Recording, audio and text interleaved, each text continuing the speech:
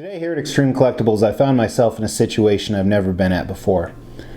I was waiting on actually a prototype statue to be delivered, and instead this came. And the problem was I didn't know what this was. It was from China. I had no tracking. And I buy a few statues a year, but I have a spreadsheet where I keep everything, from how much I owe, what I PO, shipping, stuff like that. So I know when stuff is coming.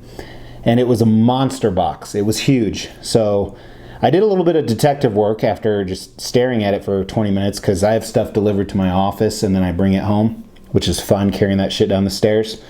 And I determined it could be one of three pieces. And believe it or not, this is the piece I was the most excited about and I didn't know it was coming. So this is going to be a weird review because this should be a 45-minute review based on how much is going on, especially when we talk about the paint and sculpt. And I just realized part of my mic was up there. Let me clip it to my underwear because you guys know I don't wear pants. It's true. And I'll do this while the intro runs. How about that?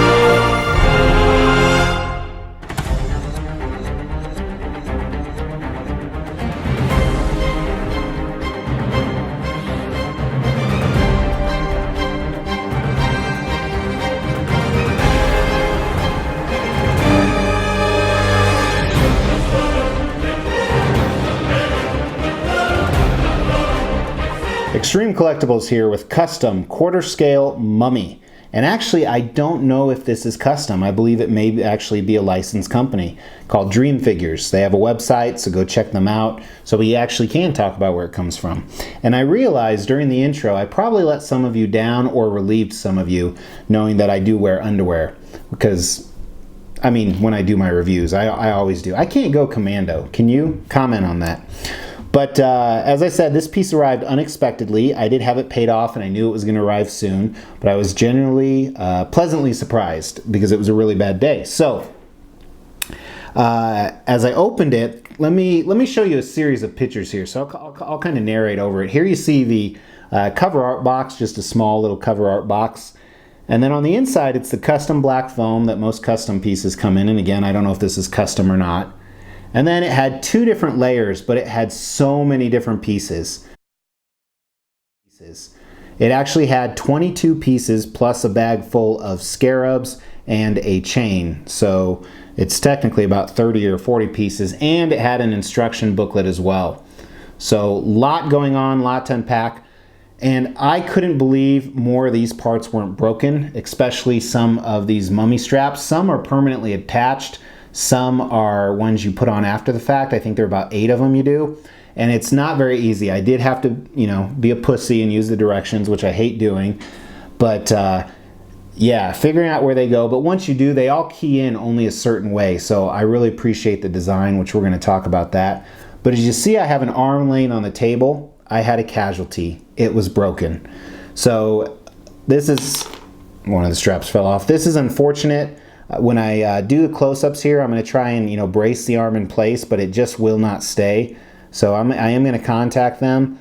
I really want the arm, even though it does look kind of badass with one arm. Could still play, but that's just not acceptable. But of course, I don't think it's their fault. It was a difficult piece to ship. And another little piece just fell off. Damn.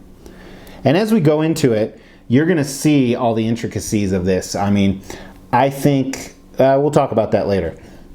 So this was around 800 euro, I believe, and shipping was quite a bit as well, as you can imagine. It was heavy. It was incredibly heavy. The base, most of the weight is in the base. And you saw in actually here's a shot of all the different pieces right here. So you can see kind of how it's connected. A lot of pieces that go into the base. They made 50 of these. This is actually number 2 of 50. A couple things it came with. As I said, it had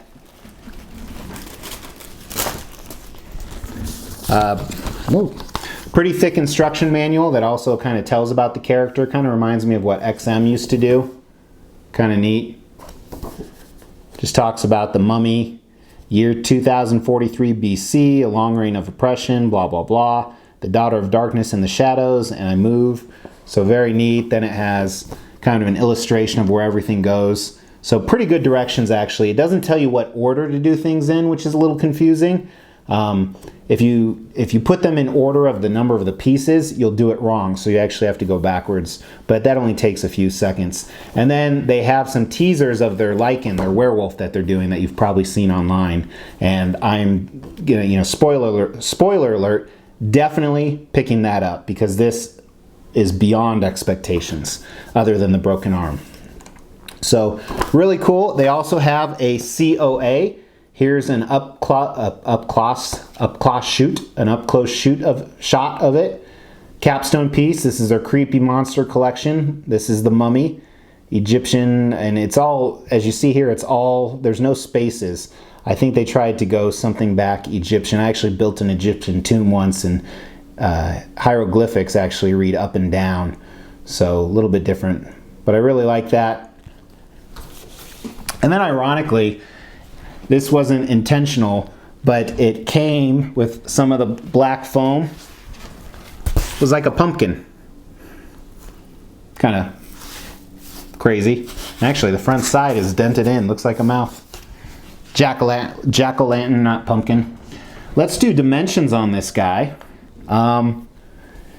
Height will be relatively easy. I think the front sarcophagus is 23.5. The depth with everything sticking out is probably, his hand is almost 27 inches to this piece that juts out in the back here.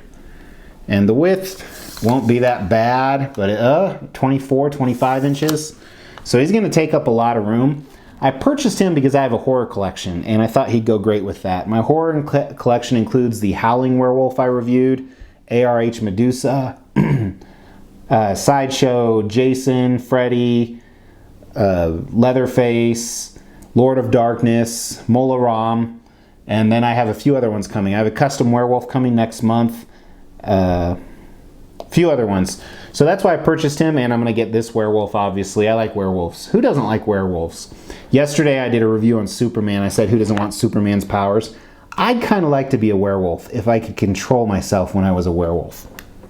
But that's why I purchased him. You go great next to Medusa. He takes up a lot of space, and let's kind of talk about that in the concept and design. So first I want to talk about the concept. It's a mummy.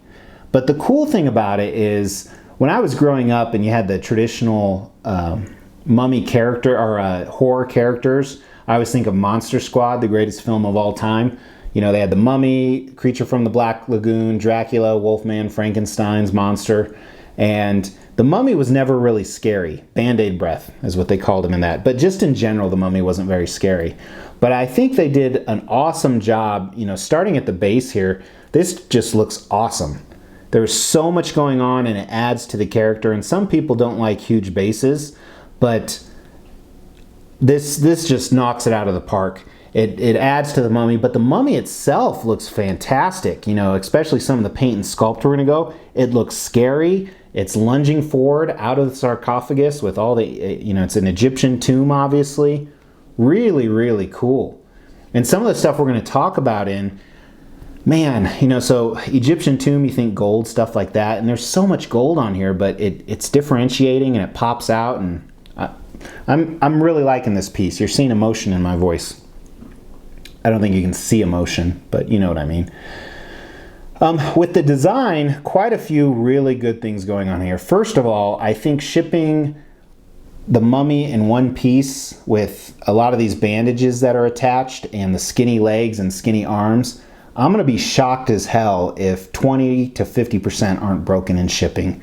It was packed really well, but I think we just face reality that we have a day and an age where a lot of package carriers or couriers aren't careful with stuff that's marked fragile, unfortunately. So I think that's one flaw. It's unfortunate that you have to think that way, but you kind of do. I know one of my businesses, we actually had to redesign stuff based off of people being assholes. So it's just the way the world works. So I think that's neat. I really like, as I talked about earlier, how all the bandages go in. There's a few things on here that are loose, but they're meant to be loose, I think, for flexibility and breakage purposes. And the design of everything, the keys, the magnets, they used a variety of different stuff, all work flawlessly. So really, really good QC process. And I see that in the paint as well. So that's a good segue into the paint and the sculpt. And really, I'm not going to do what I traditionally do here because it would just take hours. So usually I go over the base and I talk about the different aspects of paint and sculpt. So right now, let's just jump into some close-ups while I talk. And if you don't like me talking here, you can just mute me. But there's a mute me, not mutiny. But there's a lot of stuff going on right here, and it's just crazy. So they have stones and gold and Egyptian gods wrapped in gold and skulls and ropes and, you know, epitaphs and Egyptian writing and columns, and there's so much going on, and it's kind of all mixed together, but it's mixed together flawlessly, and the different colors and contrasts that they use really just make it pop. And again, here's just some more close-ups of everything. The sculpt is great. It looks real. Everything here is sculpted. There's no mixed media, specifically the rope. But I love the hieroglyphics. I love where everything's broken off. I love the skulls that are not only on the stands, but they're embedded into the statue. They did a really good job on all this, this bottom part of the base here. And one, you know, I guess this is more of a design issue, but one of the problems is on the back, there's a lot of cool stuff you want to look at, but traditionally you don't display a statue so you can see the front and back at the same time. I should get a permanent dolly to rotate him, I guess. And then something else too. So right here, let me do a close-up of these. You have these tiny little scarabs everywhere. Or not everywhere, you can put them everywhere. They are cheap, they are plasticky, but for a little tiny piece of plastic, I think it's decent. It's probably the best you can do. And then the other thing is this chain, which, you know, on the box it looked like it was laying on the bottom. I don't understand how this goes with this unless it was, you know, him locked away. So I may not use this on this statue. It'd be a good Ghost Rider chain. I actually do have 2 more custom Ghost Riders coming, so maybe that's the way to go.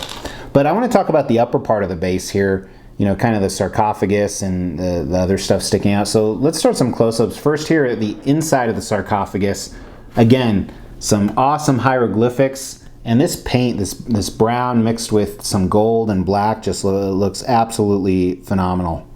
So really cool.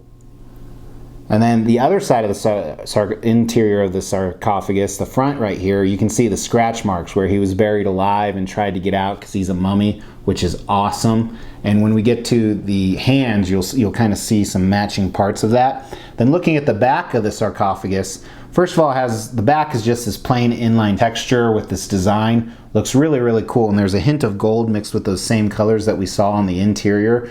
Looks like faded gold for sure. And then the front of it has a different kind of design on the sides, but then hieroglyphics all up the front. And then, you know, the traditional pharaoh head with the skull.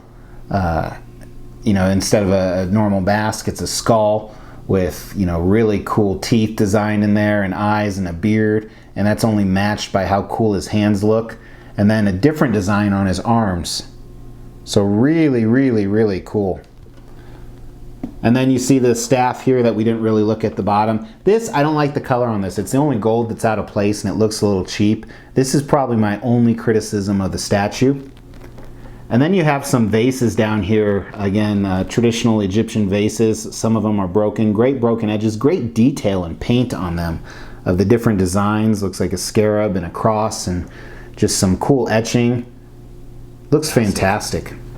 And then we're going to get to the mummy. So this is going to be kind of like the base. I'm going to show shots of things I may or may not be talking about, with, you know, the exception of the hands and the head portrait probably. But first, different parts of the bandages here. The bandages look like real bandages. It's awesome. And this is resin, I believe, because it is tiny bit flexible. But I love the texture on them and the different paint that went in them and how they're wrapped up better in some places than other, almost like the, you know, the wraps are coming off like they traditionally do with a mummy. Fantastic job. And same thing with the straps, the bandages that are falling off. They're flowing in the wind. They kind of follow the flow of the statue. And then here you can see his skeletal structure, even, you know, from his knees right here and it looks like good faded bones. Most of my bones are a lot more fresher that I keep. And then his feet look fantastic. And then his fingers, I talked about this earlier. So really, you know, Skeletor-like fingers. Obviously, he's a skeleton. Some of the nails are broken off. Some detail in there where he was trying to scratch his way out. And then look at this freaking awesome portrait. You know, one of his eyes much different than the other, but he has all these pores in his face and his teeth are all rotted. And, you know, the indention where his nose was and the way the bandages wrap around this are just a knock out of the park as well. So I get a lot of cool pieces. If you missed the boat on this one, I know a week ago they still had some. Go freaking get it.